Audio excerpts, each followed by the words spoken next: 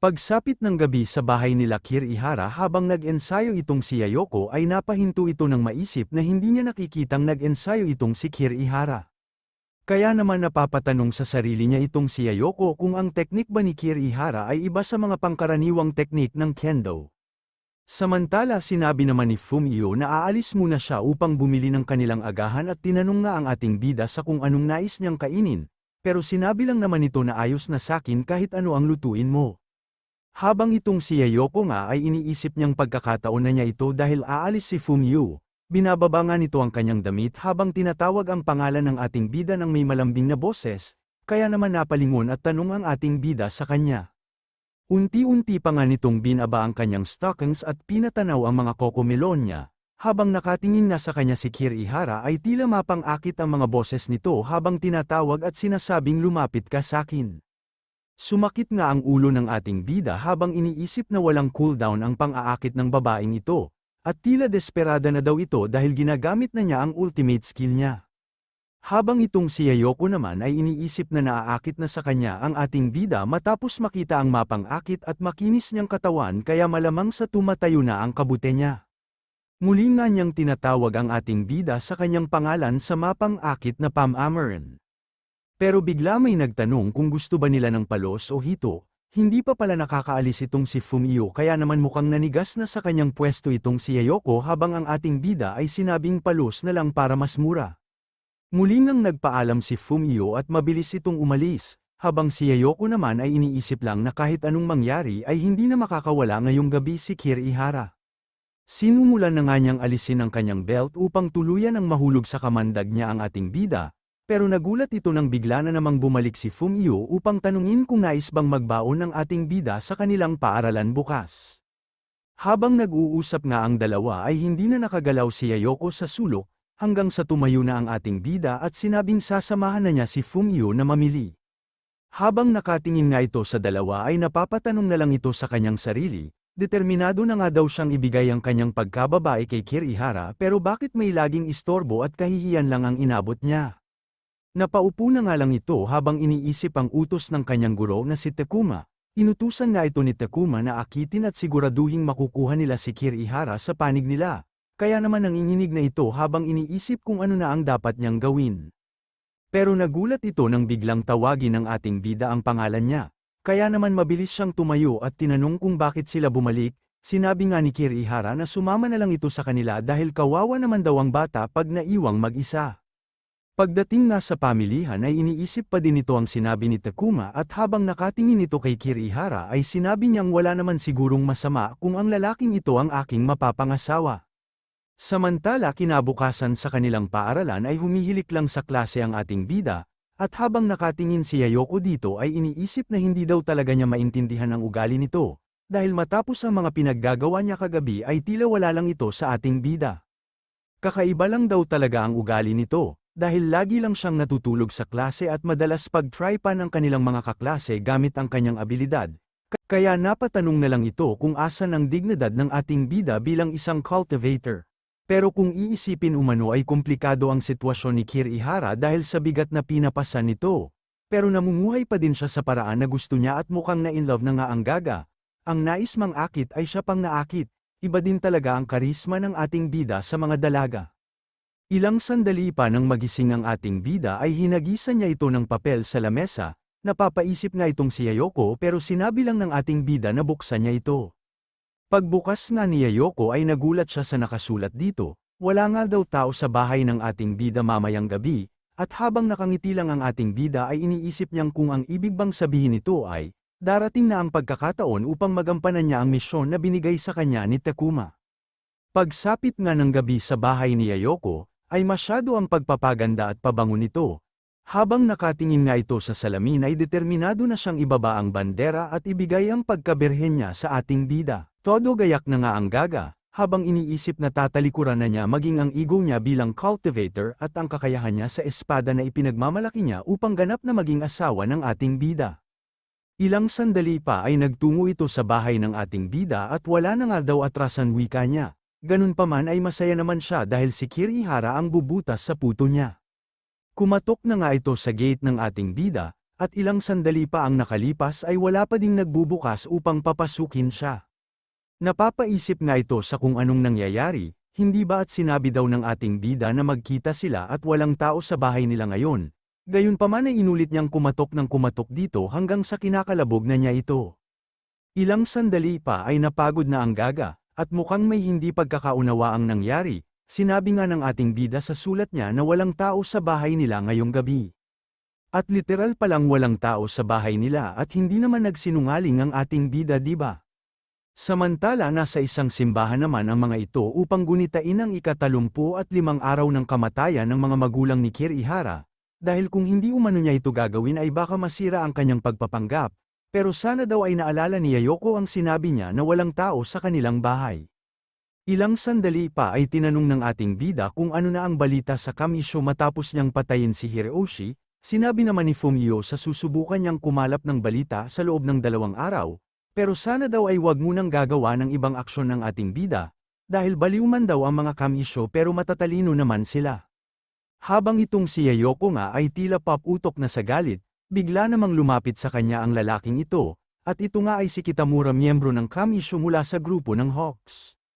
Nagkunwari naman itong si Yayoko na hindi niya ito kilala pero sa itsura umano nito ay tila miyembro siya ng kamisyo.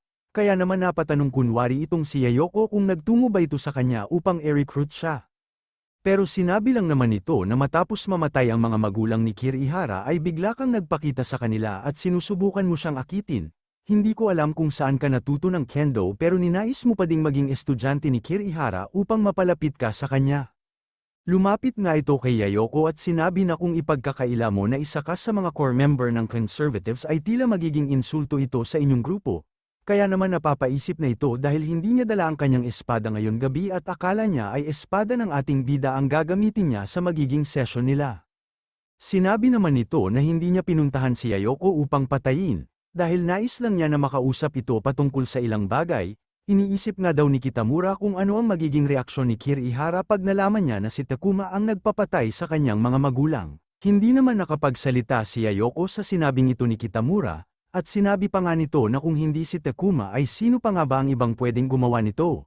Dahil si Takuma nga ay matagal nang nais maging leader ng mga conservative. Dahil nga daw sa mga impormasyong binigay ni Takuma ay madali nilang napatay ang tatay ni Kir Ihara. Pero hindi daw ganun kaganda ang impluwensya ni Takuma sa conservatives at wala naman itong kakayahan na pamunuan ito. Habang hindi pa din makapagsalita si Yayoko ay muli sinabi ni Kitamura na, kaya kainutusan ni Takuma na akitin si Kir Ihara upang pumanig ito sa inyo at makuha ang lubos na tiwala ng mga miyembro ng conservatives lalo ang malalaking pamilya sa grupong ito. Hinawakan nga nito sa muka si Yayoko at tinanong kung tama ang mga sinabi niya. Pero sinabi lang naman niya na hindi niya nauunawaan kung ano ang sinasabi ni Kitamura habang iniisip na masyado nitong iniinsulto ang kanyang guro na si Takuma. Bigla namang sinabi ni Kitamura na bibigyan niya ng 3 araw si Yayoko upang mag-isip, isipin umano nito kung ang kasalukuyang conservatives ba ay kayang pamunuan ang buong kamisyo. Bago nga ito umalis ay sinabi pa niyang interesado siya dito kay Yayoko at pag siya umano ang napangasawa ni Yayoko ay siguradong magiging talentado sa cultivation ang mga magiging anak nila. Kung patuloy nga daw na magtitiwala si Yayoko sa maling tao ay siguradong mamatay lang din siya katulad ng tatay ni Kir Ihara at sayang naman daw ang katawang lupa niya.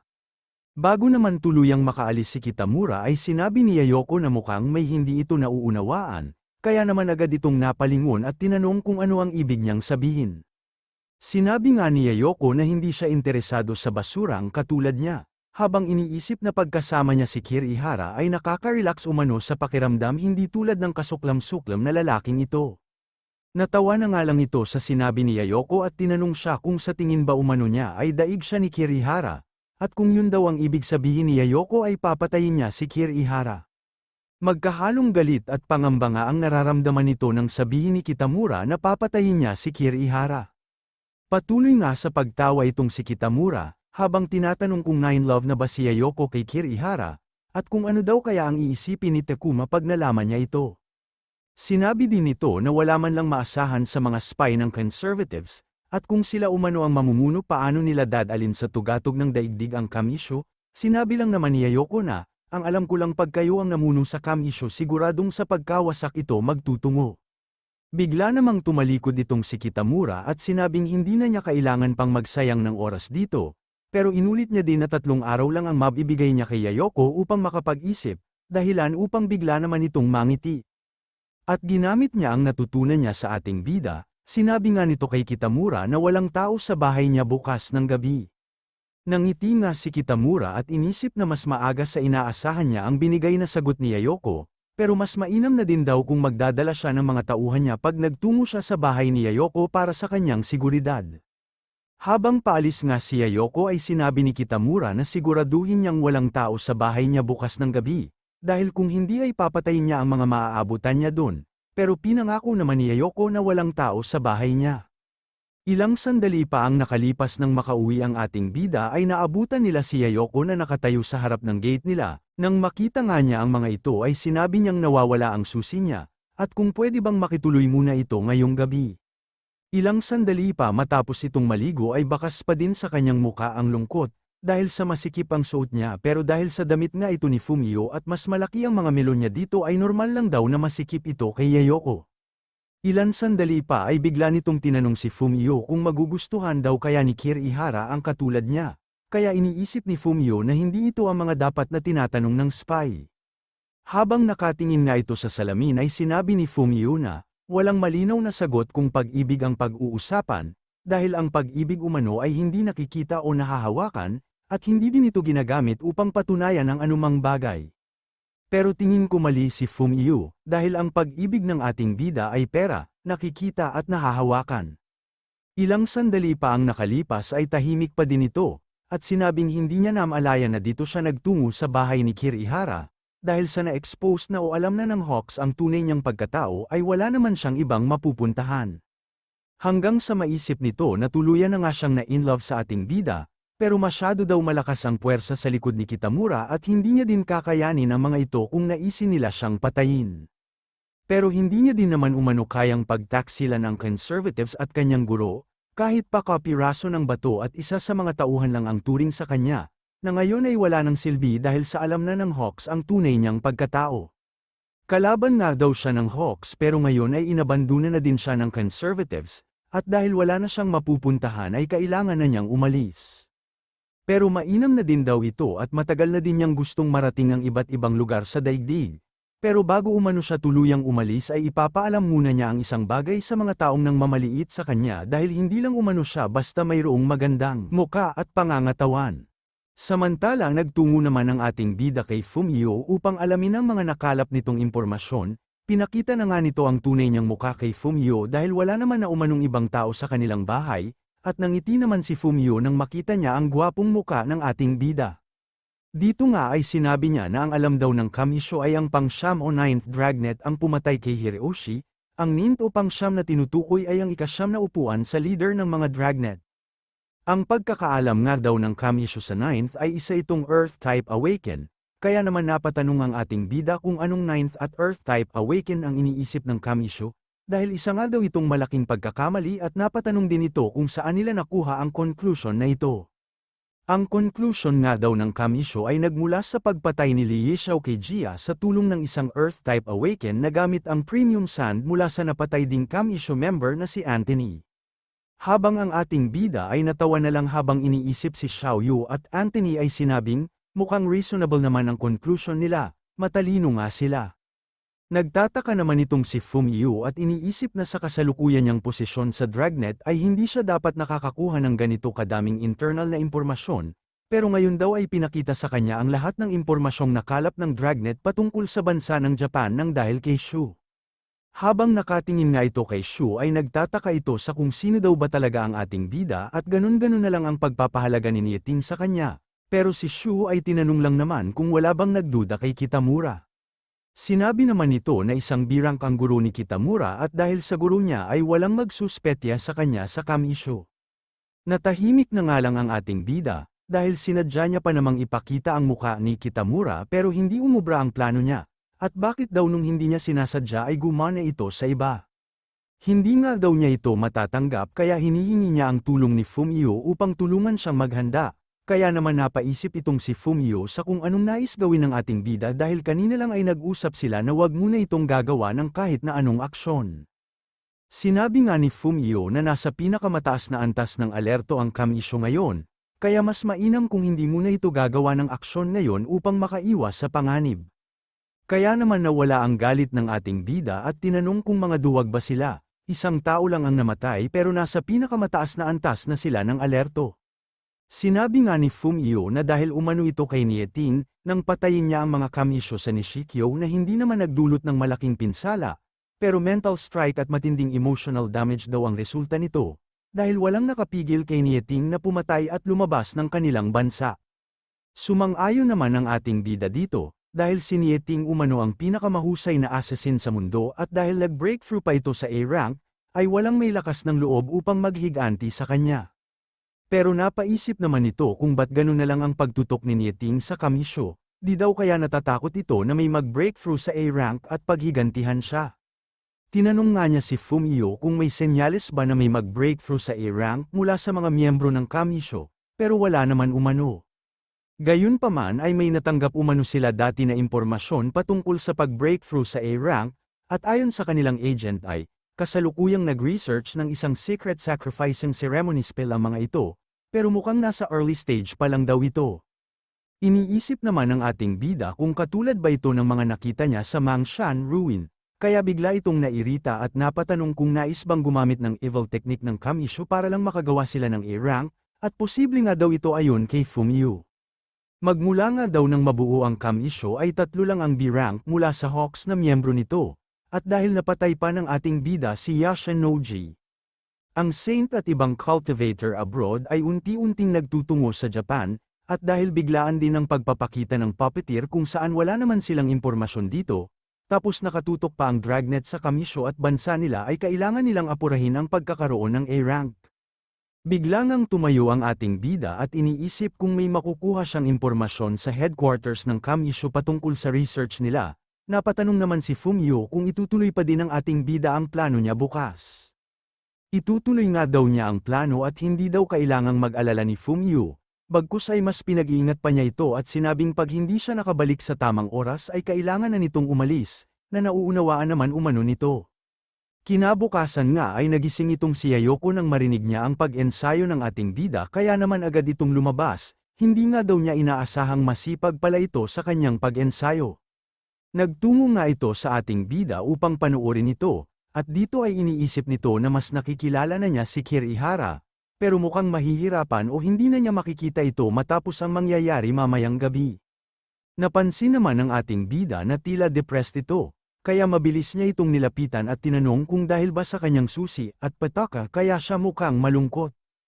Pero sinabi naman ito na hindi daw yun ang dahilan, sabay tanong kung nag-aalala sa kanya ang ating bida, na bigla namang napansin ng mga melon niya kaya tinamaan ito ng hiya at sinabihan si Fumio na ayusin ang kasuotan niya.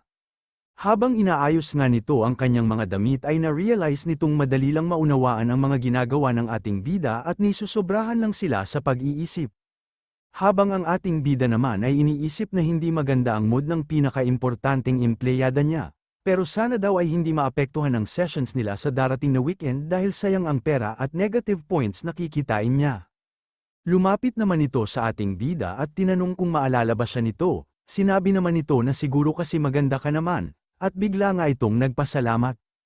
Nagpaalam na nga ito sa ating bida at uuwi na daw siya, pero nakatingin lang sa kanya ang ating bida habang iniisip kung ilusyon niya lang daw ba ang tila pagpapalam ni Yayoko sa kanya. Samantala pagsapit ng gabi ay nagtungo ang ating bida sa headquarters ng Kamisho. Nang makita nga niya ito ay hindi siya makapaniwala na masyadong abala ang mga tao sa Kamisho dahil 12 na umano ng gabi ay madami pa ding nagtatrabaho. Kaya naman naalala niya si Nieting kung nagagampanan pa ba nito ang kanyang trabaho, dahil araw-araw itong lumalabas o umaalis ng kanilang base para pumatay ng tao. Ilang sandali pa ay nagpalit muli ito ng muka at tama na nga daw ang pagrereklamo patungkol kay Nieting dahil mag-uumpisa na siya sa kanyang trabaho. Habang patungo nga ito sa headquarters na Kamisho ay sinabi pang negative points parating na ko. Ilang sandali pa ay makikita ang mga ito sa tarangkahan ng Kamisho, ayon sa ating bida ay mga D-rank ito at isang C-rank, kaya naman susubukan muna niyang pumasok gamit ang muka ni Kitamura. Nagtungo nga ito sa Kamisho kung saan diretso lang ito sa paglalakad, habang nakayuko naman ang mga ito at binabati siya bilang manager Kitamura. Paglagpas nga niya sa mga ito ay nakahinga ng maluwag ang ating bida dahil gumana ang plano niya, pero masama ang tingin sa kanya ng mga ito at sabay-sabay nga silang sumugod patungo sa ating bida.